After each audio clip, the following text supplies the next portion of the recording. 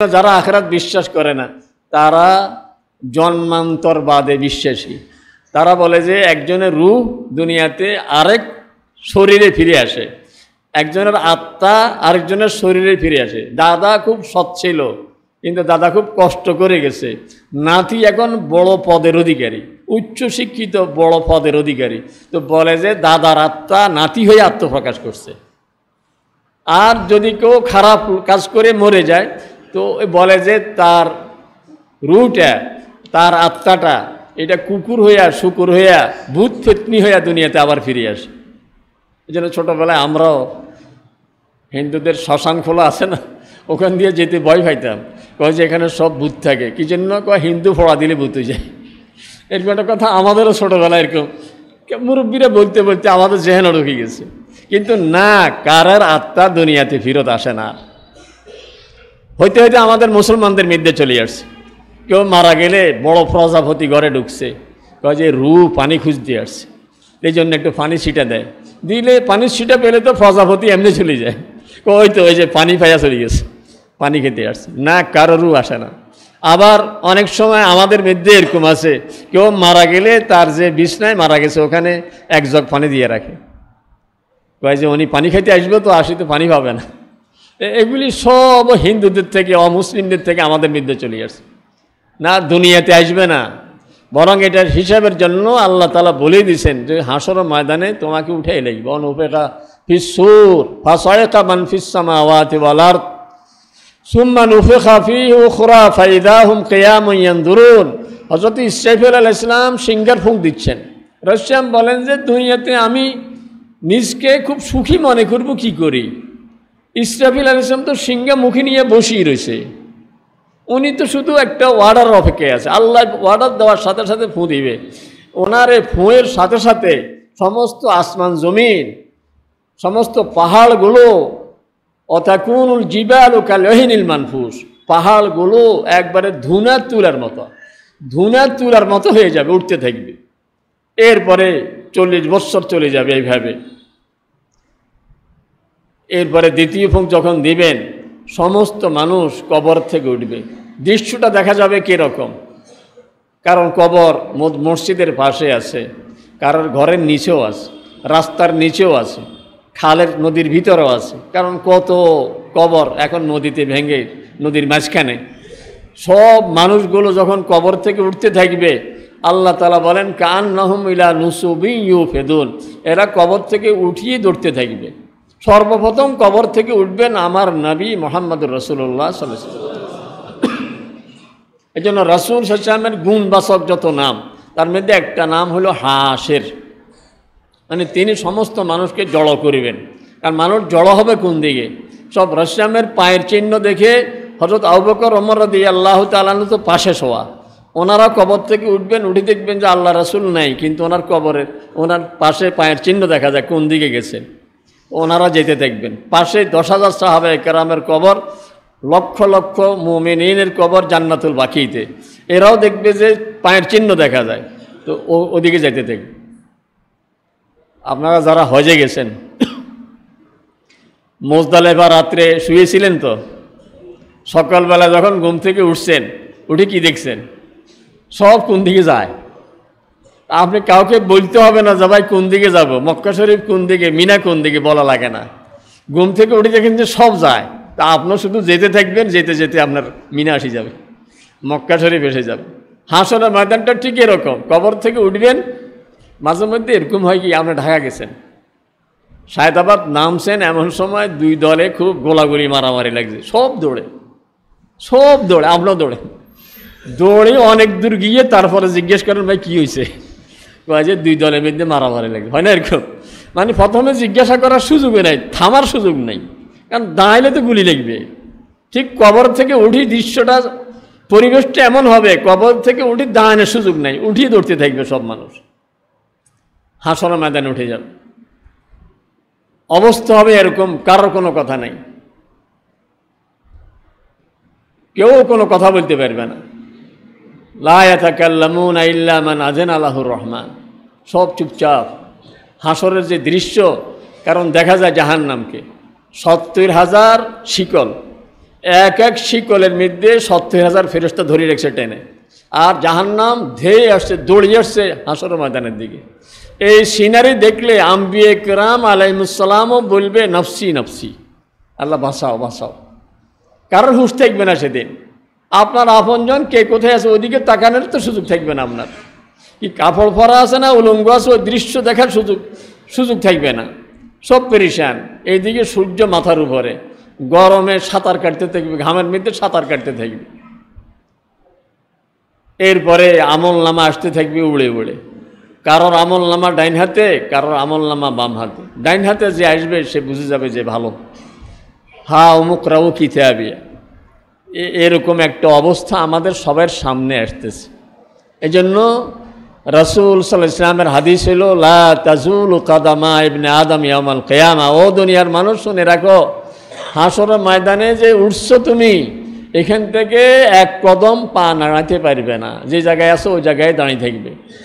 60টা প্রশ্নের উত্তর দেওয়া ছাড়া নড়তে পারবে না। এক হইল আন উমরিহি ফিমা আফনাহু, আল্লাহ তাআলা যে হায়াত দিয়েছেন 60 বছর 70 বছর কী কাজে কাটিয়েছে, বয়স কী কাজে গেছে বয়স। এই বয়সে ছোটোবেলায় প্রাইমারিতে পড়ছিলেন একজনের সাথে, আর দেখা নাই। এইবার দেখা হইল মাত্র, কোনো এক অনুষ্ঠানে দেখা হয়েছে, দেখিয়ে তো অবাক। আমি একবার রামগঞ্জে গেছিলাম এক মাহফিলে, দেখি যে নিচে ময়দানের মধ্যে একজন লোক বসা, আমার বাল্যকালের বন্ধু প্রাইমারির, উনি থাকে এক ইউরোপ কান্ট্রিতে, অনেক টাকা পয়সার মালিক। আমি ওখানে দেখি স্টেজে যারা আছে, ইশারা কানে কানে বললাম ওনাকে একটু সামনে আনি দেন, স্টেজে নিয়ে আসেন, একটা চেয়ার দেন। আমি পাশে বসেছি। ওই যে প্রাইমারির জীবনে দেখা হয়নি, এই গত 3-4 বছর আগে, ধরুন 50-60 বছর পরে দেখা হইলে আমরা কি বলি, ভাই কেমন আছো তো? তো বলে যে না ভাই ভালো আছি, তোমার থেকে আলাদা হওয়ার পরে এইভাবে কলেজে পড়ছি, ইউনিভার্সিটিতে পড়ছি, বিদেশ গেছি, বিয়ে শাদী করছি, ছেলে মেয়ে আছে, এখন বাড়ি আছে, জার্মানিতে বাড়ি আছে, বা জাপানে বাড়ি আছে, ঢাকাতে বাড়ি আছে, এগুলি তো বলি আমরা। আমাদের সমনির হযরত নূর হুদা সাহেব রহমতুল্লাহ আলাইহি বলতেন যে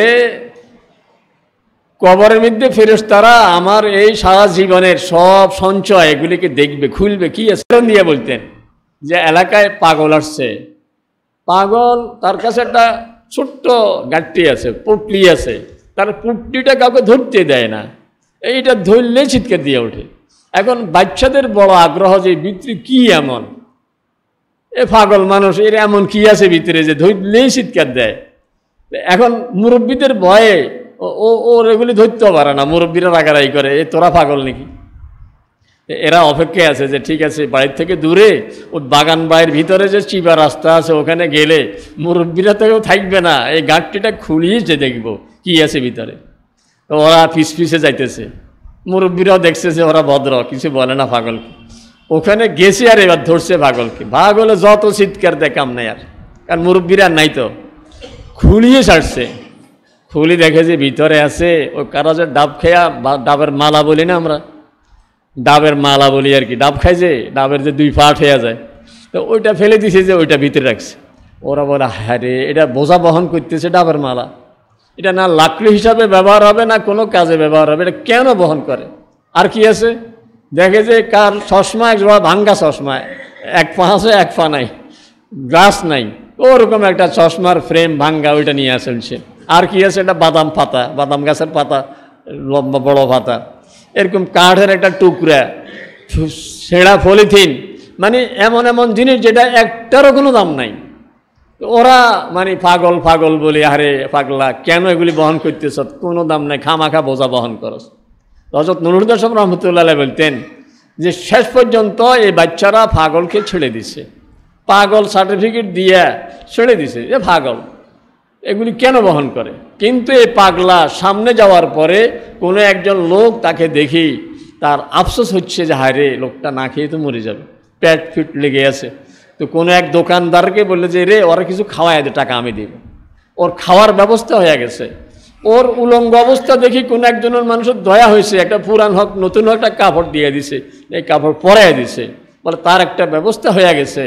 কিন্তু আমি আর আপনি কবরে যখন নামব, ফেরেশতারা কারোর কোনো কথা শুনবে না, আমার গোটা জিন্দেগির পোটলা খুলবে, পোটলা খুলে দেখবে আমার ওখানে সার্টিফিকেট আছে ডক্টরেটের, পিএইচডি আছে আমার, আমার সর্বোচ্চ পদে আমার চাকরি আছে, আমার ব্যাংক ব্যালেন্স আছে কয়েক কোটি টাকা, আমার বিল্ডিং আছে কয়েকটা 10 তলা 20 তলা অনেক বিল্ডিং আছে, চরে আমার অনেক জায়গা জমি আছে, আমার কোনো কিছুর কোনো অভাব নাই। কিন্তু ফেরেশতারা বলবে যে আরে পাগলা, তুই এগুলি কেন আনছ?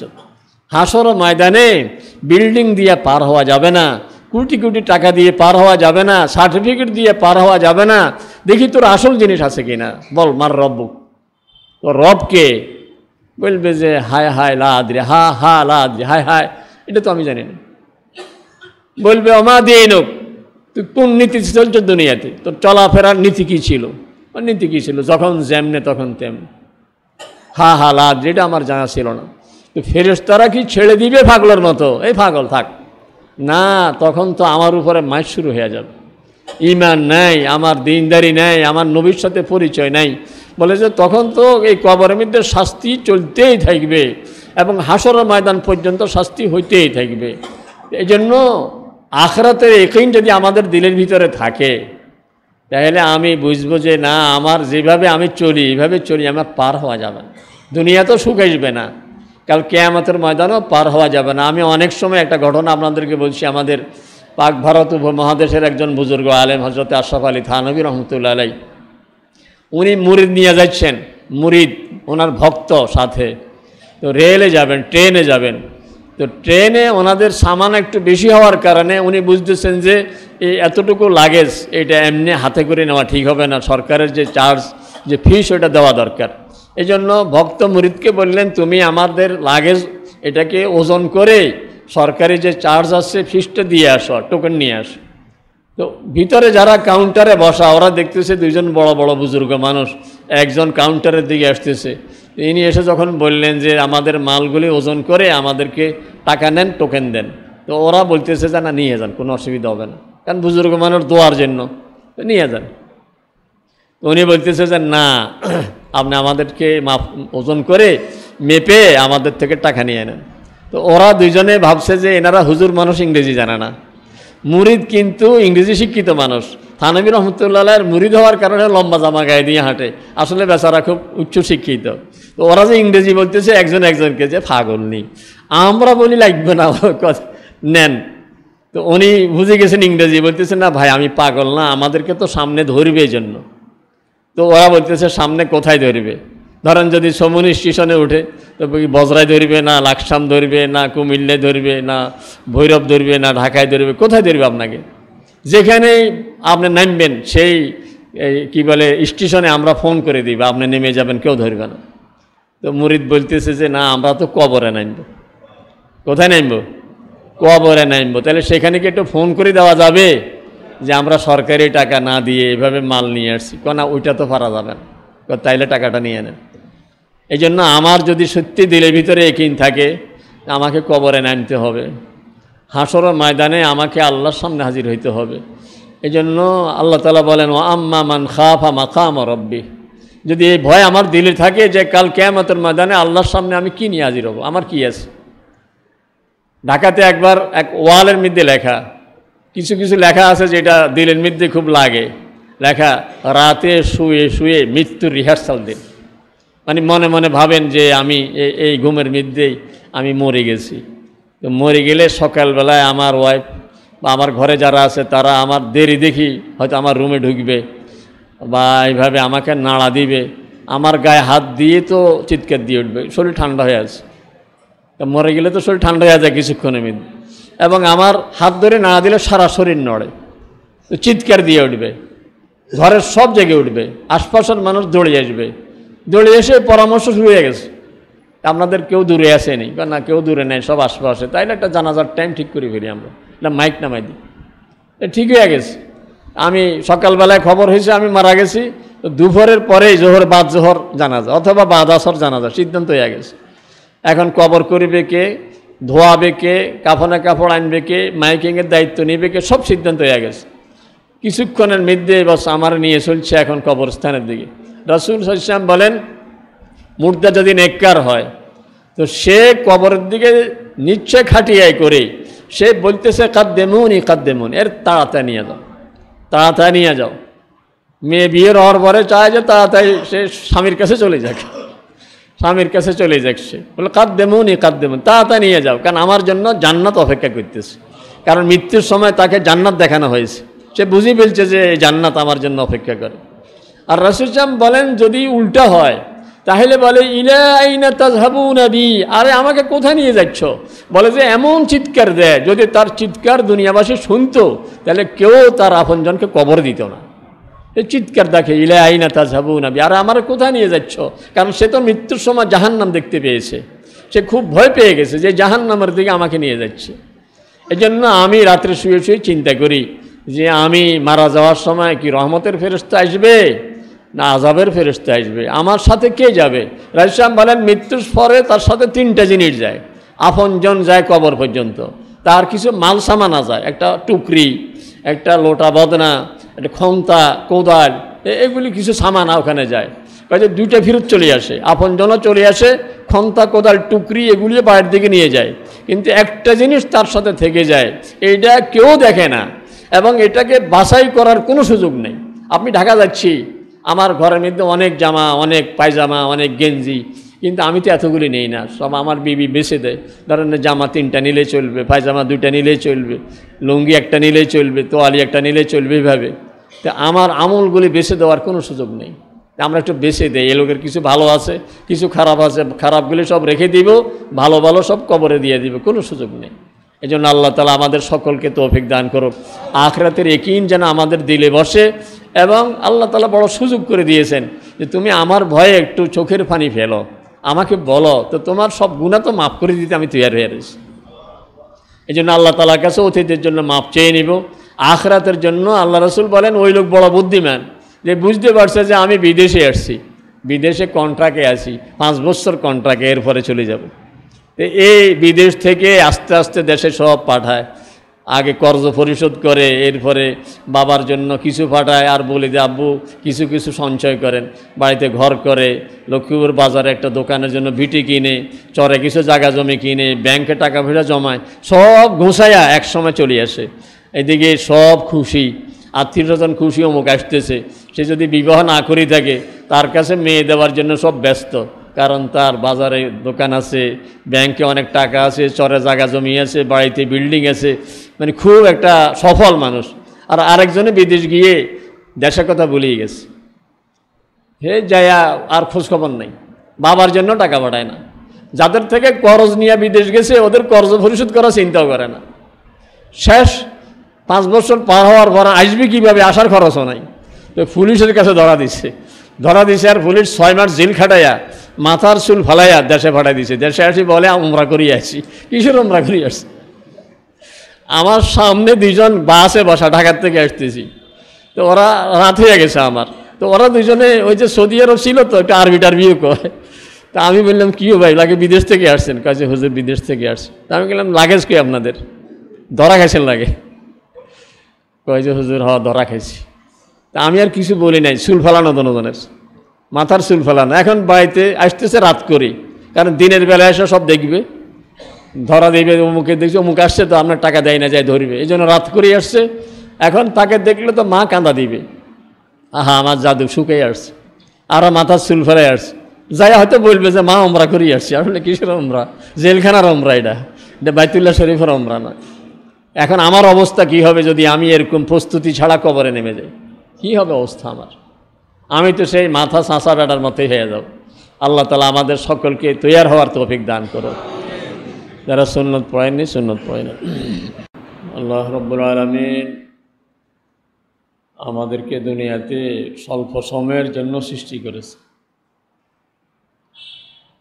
আমরা ধীরে ধীরে অগ্রসর হয়ে যাচ্ছি আখিরাতের দিকে। ইচ্ছাই হোক অনিচ্ছাই হোক অগ্রসর হয়ে যাচ্ছি কবরের দিকে। থাকার কোনো উপায় নাই দুনিয়াতে। পৃথিবীর সবচেয়ে সেরা ধনী, উনি 150 বছর বাঁচার টার্গেট নিয়েছেন। 15 জন ডাক্তার নিয়োগ দিয়ে রেখেছেন সর্বক্ষণিক ওনার সাথে থাকতে।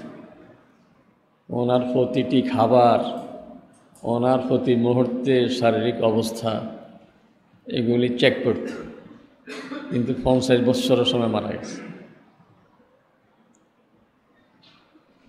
এই জন্য দুনিয়াতে ইচ্ছা করলেও আমি থাকতে পারব না, সর্বশক্তি ব্যয় করে সর্বপ্রকার কৌশল উপায় অবলম্বন করেও এখানে থাকা যাবে, শেষ পর্যন্ত আমাকে যেতেই হবে। এই কথাটা মানুষের জেহেনে যদি থাকে তাহলে তার চালচলন অন্যরকম হবে। সে বুঝবে যে আমার আরেকটা সামনে জগৎ আছে, আরেকটা জীবন আছে, সেখানে আমার এই সকল কাজকর্মের সকল কৃতকর্মের জন্য আমাকে সেখানে জবাবদিহি করতে হবে। এজন্য আমার রাসূল সাল্লাল্লাহু আলাইহি ওয়াসাল্লাম জীবনের সর্বপ্রথম ওয়াজ কী করেছিলেন? কারণ যেই পরিবেশে রাসূল সাল্লাল্লাহু আলাইহি ওয়াসাল্লাম এসেছেন, আমরা সবাই ওই যুগকে বলি জাহেলিয়ার যুগ, জাহেলিয়া জমানায়, জাহেলিয়তের জমানা। মানুষের মধ্যে এমন কোনো অপরাধ নেই যেটা তাদের মধ্যে নেই। নিজের মেয়েকে নিজের হাতে কবর দিয়ে দেয়, তাও জীবন্ত। সাধারণ বিষয় নিয়ে 100 বছর পর্যন্ত যুদ্ধ লেগেই আছে, সাধারণ বিষয়। এরকম যাদের মধ্যে কোনো মানবতা বলতে কিছুই ছিল না,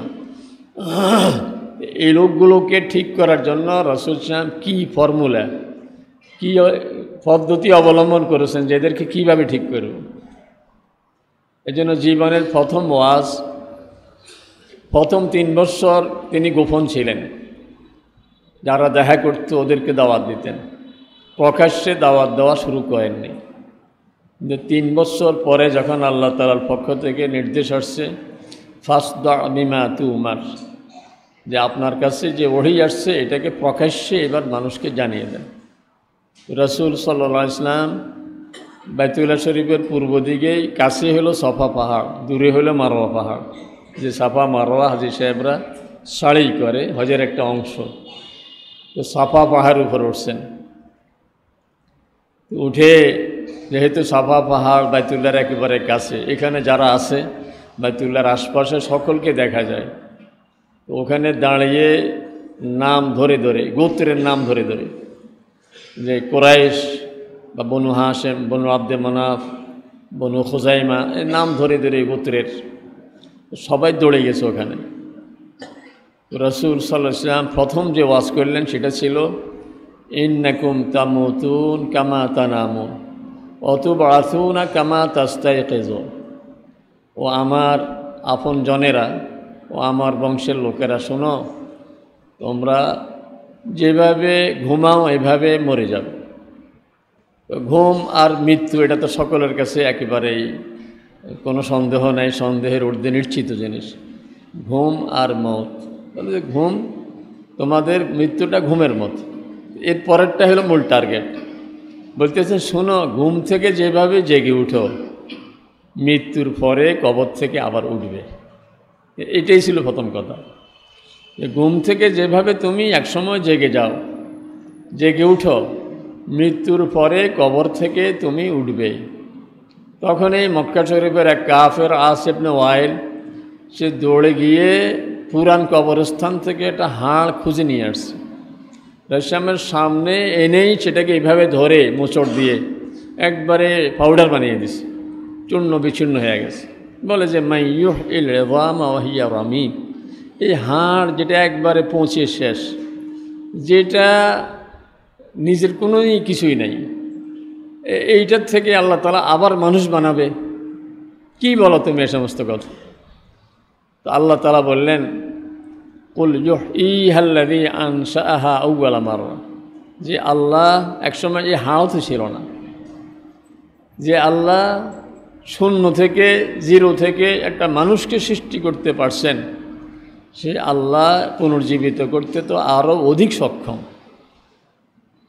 আওয়ালাইসাল্লাযী খালাকাস সামাওয়াতি ওয়াল আরদা বিকাদিরিন আলা আন ইয়াখলুকা মিসলাহুম, এত বড় আসমান, এত বড় পাহাড়, এত বড় জমিন, এইগুলি সৃষ্টি করেছেন যে আল্লাহ, তিনি একজন মানুষকে এই 3.5 হাত কবরের ভিতরে আছে, এই মাটিতে সে মিশে আছে, এইখান থেকে জীবিত করা তার জন্য খুবই সহজ। এটাই ছিল রাসসামের জীবনের সর্বপ্রথম ওয়াজ। আর কোরআনে পাকের সর্বশেষ আয়াত, যে আয়াত নাজেল হওয়ার পরে রাসসাম আর মাত্র 9 দিন পৃথিবীতে বেঁচে ছিলেন। একবার অসুস্থ অবস্থার শুরুতেই নাজিল হয়েছে যে আয়াত, যেটা সূরা বাকারার 281 নম্বর আয়াত, যেটা আমি আপনাদের সামনে তেলাওয়াত করেছি। আল্লাহ তাআলা বলেন, ওয়াত্তাকু ইয়াওমান তুরজাউনা ফীহি ইলাল্লাহ। কোরআনের সকল ওয়াজ, সকল নির্দেশনা, সকল ঘটনা সব কিছু শোনানোর পরে যেন কোরআন বলছে যে শোনো, এসব কথা মেনে চলা, সকল গুনাহ থেকে বেঁচে থাকা, এটা তখনই সহজ হবে যদি তোমার দিলের মধ্যে আখিরাতের বিশ্বাস থাকে। এই জন্য বলতেছে ওয়াত্তাকু ইয়াওমান তুরজাউনা ফীহি ইলাল্লাহ। তুমি ওই দিনকে ভয় করো যেদিন তোমাকে আল্লাহর সামনে হাজির হইতে হবে। যেদিন এমন এক ময়দান যেখান থেকে কাল্লা লা ওয়াজহার ইলা রব্বিকা ইয়াওমাইযিনিল মুস্তাকার, পলাবার কোনো সুযোগ নেই। আমি কবরে শুয়ে থাকবো, উঠব না, কোনো সুযোগ নেই। মায়ের গর্ভে থাকতে পারিনি, চলে আসছে দুনিয়াতে, থাকার কোনো সুযোগ নেই। এমনি না আসলে কেটে বের করছে, সিজার করে বের করছে। দুনিয়াতে থাকার কোনো সুযোগ নেই, এখান থেকে আমাকে চলে যেতেই হবে। কবরেও থাকার কোনো সুযোগ নেই, আমাকে হাসর ময়দানে উঠতেই হবে। এই জন্য আল্লাহ তাআলা বলেন, ওই দিন কি তুমি ভয় করো যেদিন তোমাকে আল্লাহর সামনে হাজির হইতে হবে। সুম্মা তুওয়াফা কুল্লু নাফসিম মা কাসাবাত, আর সেদিন তুমি যা করেছো প্রত্যেকটার একেবারেই পুঙ্খানুপুঙ্খ রূপে, একবারে তিলে তিলে তুমি প্রত্যেকটা আমলের পুরস্কার এবং বিনিময় পাবে। আর যদি খারাপ করে থাকো শাস্তিও পাবে। আমাদের গোটা জিন্দেগি রেকর্ড হচ্ছে এখন, আমাদের চামড়া দিয়ে রেকর্ড হচ্ছে। এজন্য ইয়াওমা তাশহাদু আলাইহিম আরজুলুহুম ওয়া আলসিনাতুহুম ওয়া আইদিহিম, প্রত্যেকটা আমার বিরুদ্ধে বলা শুরু করবে। চামড়াকে বলবে ওয়া ক্বালু লিজুলুদিহিম লিমা শাহিদতুম আলাইনা, আরে চামড়া তুই দেখি আমার বিরুদ্ধে কথা বলস, তোর কত তেল মাখছি আমি, কত স্নো পাউডার মাখছি আমি, কত যত্ন নিয়েছি তোর আমি, আর তুই আমার বিরুদ্ধে কথা বলস।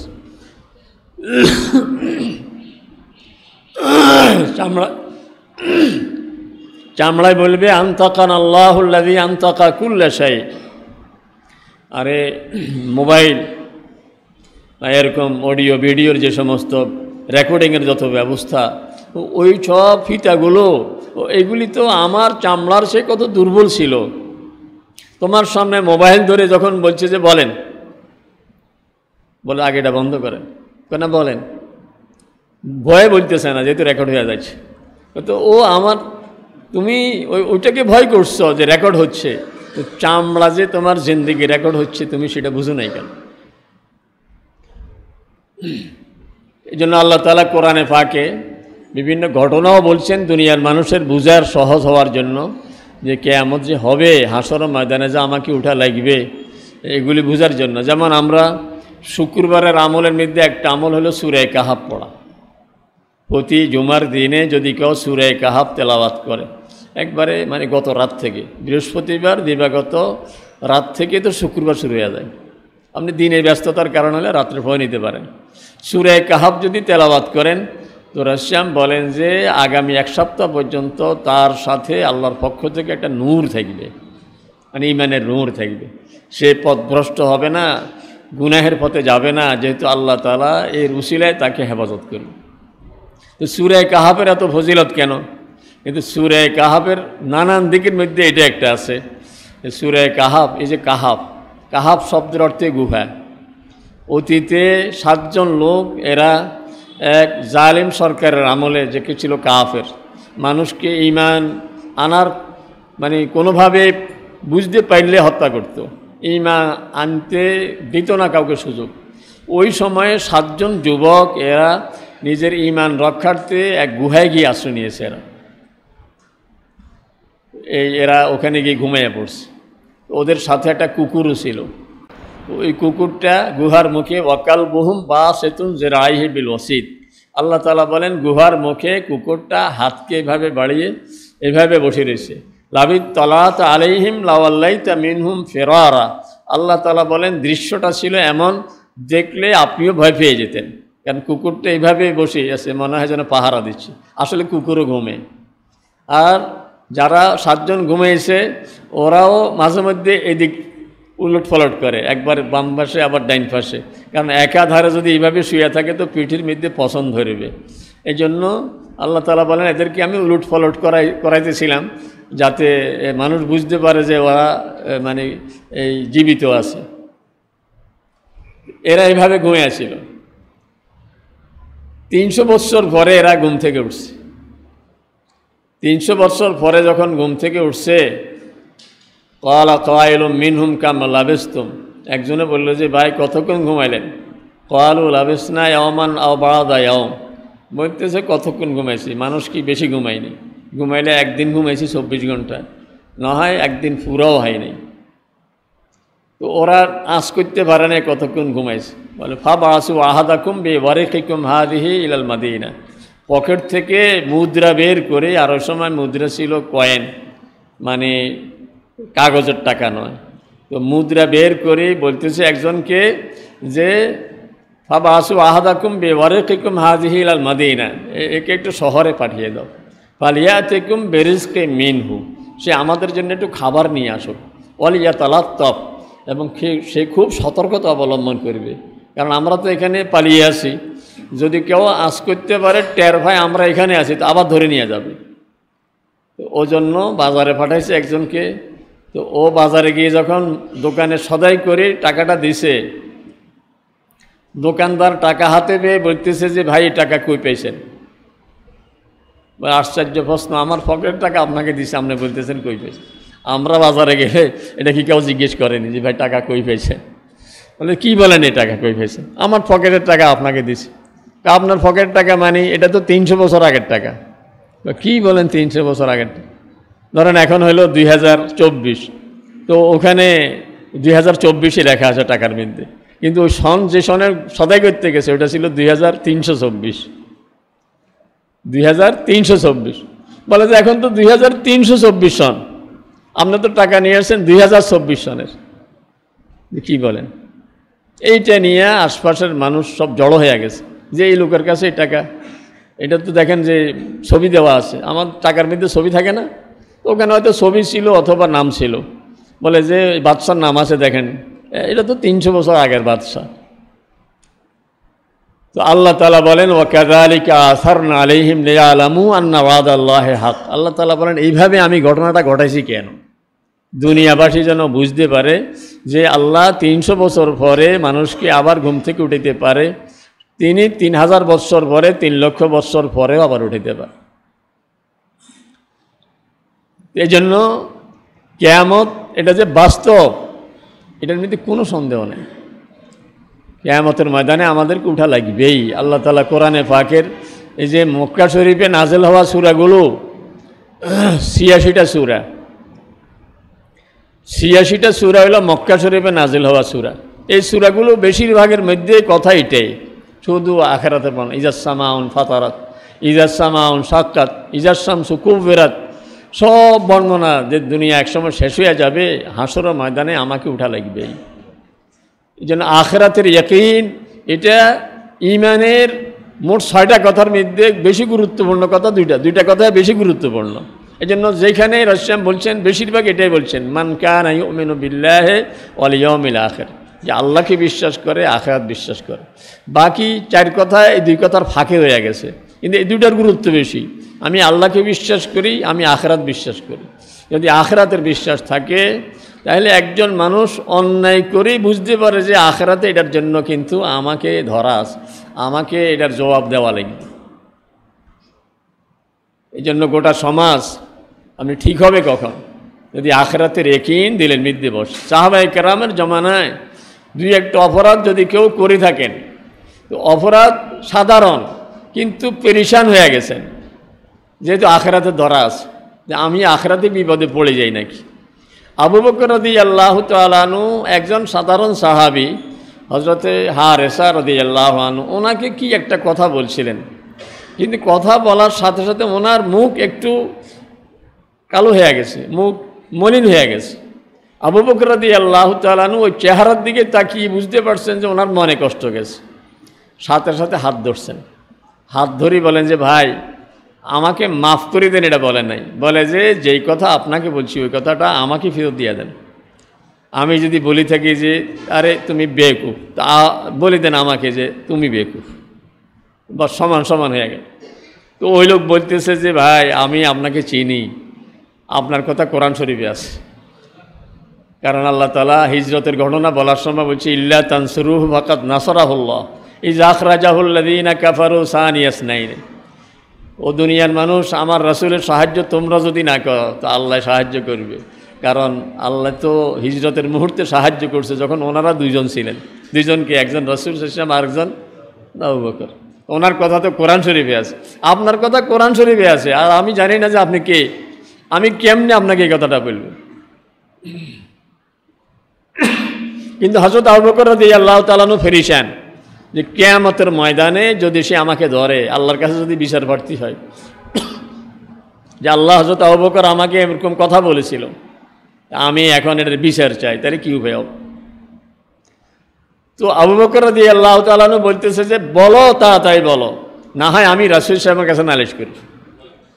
কথাটা উল্টো হয়েছে না? কারণ ওই লোকের শক্ত কথা তো বলছেন হযরত আবু বকর, কিন্তু নালিশটা করবেন উনি, উনি বলেন আমি নালিশ করব। তো হারেসা রাদিয়াল্লাহু আনহু ওনার আপনজনদেরকে বললেন যে হযরত আবু বকর এই বলতেছে, আরে কেমন কথা এটা, উনি আপনাকে শক্ত কথা বলছে, উনি আবার আল্লাহ রাসূলের কাছে নালিশ করবে, এটা কেমন কথা? কয় যে না, তোমরা আবু বকরকে চেনো না, উনি দুনিয়ার চিন্তা করে না, ওনার চিন্তা হলো কাল আখিরাতে আমার কি উপায় হবে। এর মধ্যে হযরত আবু বকর রাসূলের কাছে চলে গেছেন, যে বলেন যে ইয়া রাসূলুল্লাহ, আমি এই লোকের একটা শক্ত কথা বলছি, এখন এই লোক তো আমার আটকে দিচ্ছে, আমার কথাটা ফেরত দেয় না, আমি তো আখিরাতে বিপদে পড়ে যাব। তো রাসূল সাল্লাল্লাহু আলাইহি ওয়াসাল্লাম বলেন, হায়েসা তুমি যে কিছু বলো নাই ভালোই করছো, তুমি এটা বলো আল্লাহ আমাকেও মাফ করেন, হযরত আবু বকরকেও মাফ করেন। পেরেশান হয়ে গেছে। এই জন্য যে যাই করছেন, কিছু হইলেই ওনারা পেরেশান হয়ে যেতেন আখিরাতের ভয়ে। এই ভয়ে ওনাদেরকে এমন সোজা করে রাখছে যে কোনো গুনাহ করতে পারতেছেন না। হযরত ওমর রাদিয়াল্লাহু তাআলা আনহুর ঘটনা বলছি যে 1 বছর উনি চিফ জাস্টিস মদিনা শরীফের ইসলামী রাষ্ট্রের, উনি হলেন প্রধান বিচারক। 1 বছর পরে আসি হযরত আবু বকরকে বলতেছেন আমি দায়িত্ব থেকে অব্যাহতি চাই। আবু বকর রাদিয়াল্লাহু তাআলা আনহু বললেন কেন? বলে যে কোনো বিচারে তো আমার কাছে আসে না, কোনো বিচারে আমার কাছে আসে না। বলে যে বিচার আসে না ভয়ে? কেন ভয়ে না, মানুষ তো আখিরাতকে বিশ্বাস করে, এই জন্য কেউ অন্যায় করে না, কেউ কারোর সাথে কোনো অপরাধে করে না। তো এই জন্য এখানে কোনো দায়িত্ব পালন করি আমার কোন কী কাজ, আমার তো কোনো কাজ নাই। এই জন্য আখিরাতের ইয়াকিন এটা হলো আমাদেরকে সোজা রাখার সবচেয়ে বড় উপায়। এই জন্য কোরআনে পাকের শেষ আয়াত ওয়াত্তাকু ইয়াওমান তুরজাউনা ফিহি ইলাল্লাহ, এমনি আমাদের কোরআন শরীফের সিরিয়ালে সূরা বাকারার 281 নম্বর আয়াত। কারণ এই যে সিরিয়াল এখন যে কোরআন শরীফ আমাদের কাছে আছে, এটা লৌহে মাহফুজের মধ্যে ঠিক এই সিরিয়ালে আছে, কিন্তু নাজিল হওয়া সিরিয়াল তো এরকম না। কারণ প্রথম নাজিল হয়েছে ইকরা বিসমি রাব্বিকাল্লাযী খালাক, এটা হলো 30 পারার মধ্যে, কিন্তু এখন তো প্রথম সূরা হলো সূরা ফাতিহা। এই জন্য সর্বশেষ নাজিল হয়েছে আয়াত। অন্য এক আয়াতে আল্লাহ তাআলা বলেন সূরা তাগাবুন, সেখানে আল্লাহ তাআলা বলেন জামাল্লাযীনা কাফারু আল্লা ইউবাসু, কাফেররা মনে করে এদেরকে আর হাসরের ময়দানে উঠা লাগবে না, মরে গেলেই শেষ। এই জন্য কাফেররাও চিন্তা করে, যারা আখিরাত বিশ্বাস করে না তারাও চিন্তা করে যে একজন লোক এত ভালো কিন্তু খুব কষ্ট করে যাচ্ছে, তার সততার কোনো ঘাটতি নাই, খুব সৎ মানুষ, কিন্তু চাকরিতে প্রমোশন হয় না, ব্যবসায় তরাক্কি হয় না, স্বাস্থ্যের উন্নতি হয় না, সর্বদিকে সে বেচারা বিপদে আছে, কিন্তু বেচারা খুব সৎ। তো ওরাও চিন্তা করে যে এই লোকটা যে এত সৎ, এটার মূল্যায়ন কই হইল। আবার একজন লোক এত খারাপ, এমন কোনো পাপ নেই যেটা সে করেনি, কিন্তু তার দেখি কোনো অসুবিধা নাই, সে দেখি ব্যবসা দিন দিন উপরের দিকে উঠতেছে, চাকরিতে প্রমোশন হচ্ছে, তার ছেলে মেয়েও বেশ ভালো ভালো শিক্ষিত হয়ে চাকরি বাকরি পাচ্ছে, সে তো খারাপ করিও তো তার অসুবিধা নাই। তো ওরা চিন্তা করতেছে তাইলে এই খারাপের শাস্তি কবে হবে, আর এই ভালো কাজের পুরস্কার কবে পাবে।